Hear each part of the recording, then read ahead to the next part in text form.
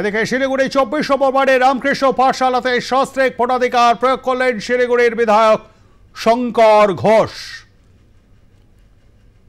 সস্ত্রীক vote দিয়েছেন শিলিগুড়ির বিধায়ক শঙ্কর ঘোষ। শিলিগুড়ি 24 নম্বর ওয়ার্ডের রামকৃষ্ণ পাঠশালাতে ভোট দিলেন, সস্ত্রীক ভোটাধিকার প্রয়োগ করলেন বিধায়ক শঙ্কর ঘোষ। আমরা এই বিষয়টি আরো বিস্তারিত জেনে নেব। আমাদের সঙ্গে রয়েছেন আমাদের প্রতিনিধি উৎপল পোদ্দার। উৎপল, ভোটাধিকার প্রয়োগ করে কি বললেন শিলিগুড়ির বিধায়ক শঙ্কর ঘোষ? আজ সকালে কিন্তু তোমার রামকৃষ্ণ পাঠশালাতে ভোট দেন সস্ত্রীক শিলিগুড়ির বিধায়ক তোমার শঙ্কর ঘোষ, এবং তিনি কিন্তু ভোট দিয়ে বেরিয়ে এসে বলেন যে উত্তরবঙ্গের যে 8টি জেলা রয়েছে সেই 8টি জেলার মানুষ এবার নরেন্দ্র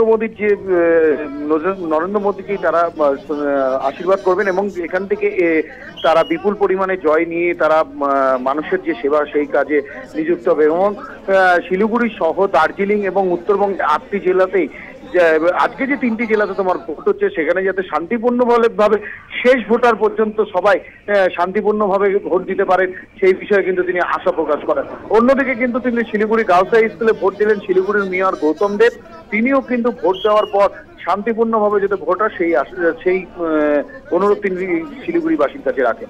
পবিত্রা, এখনো পর্যন্ত পাওয়া খবরে কেমন চলছে সার্বিকভাবে দার্জিলিং কেন্দ্রের ভোট গ্রহণ পর্ব? দেখো, কয়েকটি বিক্ষিপ্ত ঘটনা ছাড়া, যেমন তোমার মাটিগাড়া এবং শিলিগুড়ি গার্লস হাই স্কুলে তোমার ইভিএম খারাপ ছাড়া শান্তিপূর্ণভাবে এখনো ভোট চলছে। এবং বিগত যদি তোমার লোকসভা নির্বাচনও আমরা দেখে থাকি, শিলিগুড়িতে কিন্তু খুব একটা উত্তেজনাপূর্ণ কোনো পরিস্থিতি দাঁড়ায় না। সুতরাং শিলিগুড়িতে যে শান্তিপূর্ণভাবে ভোট হবে সেটাই কিন্তু মানুষের আশা করে, এবং শিলিগুড়ি সহ নয় দার্জিলিং জেলাতেও কিন্তু একই পরিস্থিতি, যে শান্তিপূর্ণভাবেই কিন্তু এখনো পর্যন্ত ভোট চলছে। অর্থাৎ 1999টি বুথেই কিন্তু শান্তিপূর্ণভাবে ভোট চলছে। তবে কোথাও ইভিএম খারাপ, কোথাও তোমার ভিভিপ্যাট খারাপ খবর আসলে পারো, এই মুহূর্তে কিন্তু সেগুলোকে নির্বাচন কমিশন খুব তৎপরতার সঙ্গে সেগুলোকে সমাধান করে এবং ভোট প্রক্রিয়া কিন্তু আগে নিয়ে চলছে।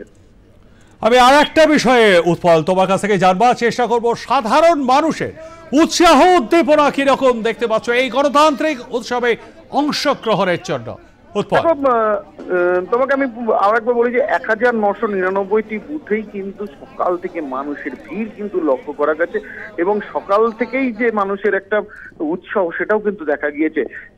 ভোট দান করে তারা তাড়াতাড়ি করে যাতে ভোট দিতে পারেন, এবং বেলা বাড়ার সাথে সাথে যে রোদের প্রখর তাপ, সেই তাপ থেকে যাতে তারা বাঁচতে পারেন, এবং যাতে দীর্ঘক্ষণ লাইনে দাঁড়িয়ে থেকে তাদের যাতে কোনো অসুবিধা না হয় এবং সুন্দর এবং শান্তিপূর্ণভাবে ভোট দিতে পারেন সেই চেষ্টাই কিন্তু সবাই করছেন। এবং প্রত্যেক কয়েকটি বুথেই কিন্তু সকাল থেকে ভোটারদের কিন্তু লাইন দেখা গিয়েছে। বিশেষ করে তোমার বয়স্ক ভোটারদের লাইনটা আমরা সবাই জানি যে প্রথম দিকে একটু সকালের দিকে হলে পরে বেলা যত বাড়তে আরম্ভ করছে, অর্থাৎ এই সকাল 9টার মধ্যে কিন্তু তোমার ইয়ং ভোটাররাও কিন্তু দেখা গেছে যে লাইনে দাঁড়িয়ে পড়েছেন তারা।